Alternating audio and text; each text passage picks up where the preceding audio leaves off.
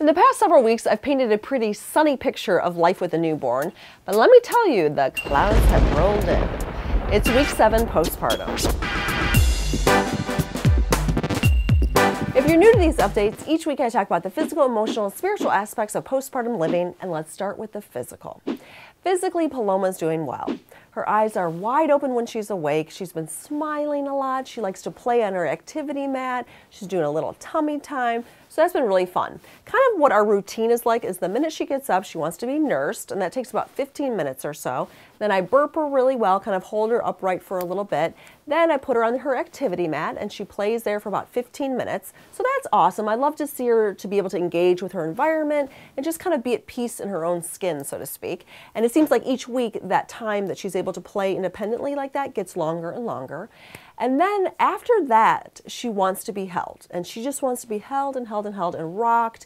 And then usually she nurses again. She likes to kind of break up her meal. And then I bounce her and just hold her and carry her. And she is very picky about it. You have to hold her in a certain way, otherwise she's just kind of crabby. And she does this thing where she throws her head back, which got me thinking, oh my gosh, she's got gas, she's got something wrong. So I've been looking into it. So at first I gave her a lot of children probiotics. And I still am actually giving those to her because they are very helpful.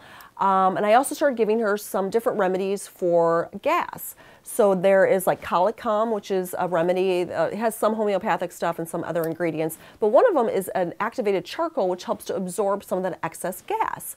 So I started giving her that. It didn't really seem to help a ton.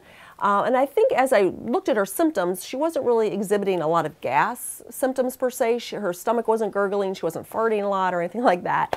So then I started thinking, well, maybe I need to take her to a chiropractor. So I took her to this chiropractor. We've been going once a week, and he's been adjusting her. And he did say, you know what, she does have some misalignment. The truth is, babies that have a really fast birth can have misalignments, and they can store some of the tension and the force of birth literally in their body. Now, just so you know, baby chiropractors, they do not crack the baby. They do not do anything like that. It's a very gentle manipulation. She still doesn't really like it that much, but I'm hoping that it will help her with her neck throwback and stuff like that. But I also think that she's suffering a little bit from silent reflux. Now, regular reflux is when the baby projectile vomits. They can't be laying on their back because it hurts so bad because of the gas and stuff like that, or the acid, I should say. With silent reflux, the baby keeps it in and they kind of swallow it back down. So they say it actually can be more painful because it's like the acid comes up and then they swallow it back down. And it's very common because babies have such an immature digestive system, and that flap that covers the stomach from the esophagus can sometimes not close fully, stuff like that. But it's just, I think that might be part of what's making her uncomfortable, because I do notice that she swallows a decent amount when she's up, and she has some wet burps, which is another sign. And again, she just seems uncomfortable. So I'm working with a homeopathic guy. I've been giving her a remedy, and I will keep you posted on how it goes. Emotionally, we're doing pretty well, although we do have our moments of weariness. Paloma gets up from her last nap around 7:30, and then from 7:30 to 11, we call it the witching hour, because she is just up and she wants to be held.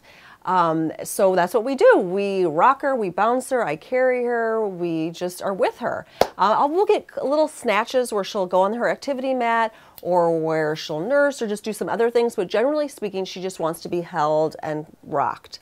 So Mike and I have gotten really creative with what to do during this time. We'll watch movies, and I just keep her face away from the screen, and that's been kind of fun. We've been singing songs, we drink tea, we'll just think of things to do to kind of kill that 3.5 hour block of time.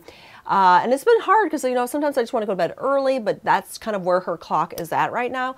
And luckily, she's not inconsolable. She's not crying hysterically. You know, I remember when Griffin hit 6 weeks, from 6 weeks to like 3 months, he had a witching hour and he would just cry. And there was nothing I could do to make him stop. I mean, I would rock him, nurse him, do all these different things. Didn't work.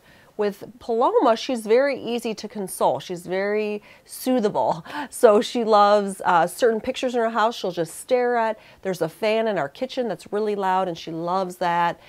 We rock her, and she's happy. So that helps. And the greatest gift is when we put her to bed at 11, she sleeps all the way through till 5 or 6 in the morning, which is such a tremendous gift. I can't believe that this is my child that is sleeping that long just on breast milk at this young of an age. So that's kind of crazy and such a gift, and it reminds me like, okay, you can handle that 3.5 hour late night thing because you're not getting up in the middle of the night. And as a result, I'm pretty well rested. And I'm thinking I'm going to be getting my period soon because I'm like, that is such a long period of not nursing. So anyways, hopefully by 3 months or so, she'll start going to bed earlier. That's what Griffin did. And it just so happens that Paloma turns 3 months on Valentine's Day. What a great treat. Spiritually, I'm really feeling connected and kind of this camaraderie with my fellow Chicagoans and Midwesterners because this has been a really hard winter. It's been very cold and very snowy. Usually we don't get both of those, but we are big time this year. So much so that Mike's work was canceled. I mean, that is crazy. That never happens. Griffin didn't start preschool. They canceled that. I mean, we're talking multiple days. So it has just been wild. And on Facebook and just everywhere, people are saying, gosh, are we going to survive this winter? All I'm doing is stuck inside and I'm eating a lot. I'm watching TV. I'm so bored. La, la, la. I'm like, hey, welcome to my world. This is where I've been living for 7 weeks, people.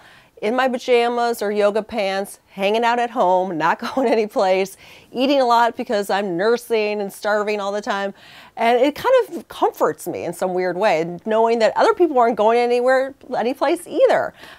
So that's actually been kind of fun. And I think also what really helps me is my faith, because I think in years past, I would have just kind of gotten into depression, like, oh my gosh, this is terrible, and just not being able to leave the house would just drive me crazy. But I think my faith always gives me that hope and just like, you know what, this too shall pass, and I can find comfort in my relationship with God and find ways to commune with Him that brings me joy in like the worst of circumstances. And it's not even the worst of circumstances. I mean, I have a beautiful baby girl and I'm in a warm house. I've got food in my fridge. I mean, come on, this is awesome.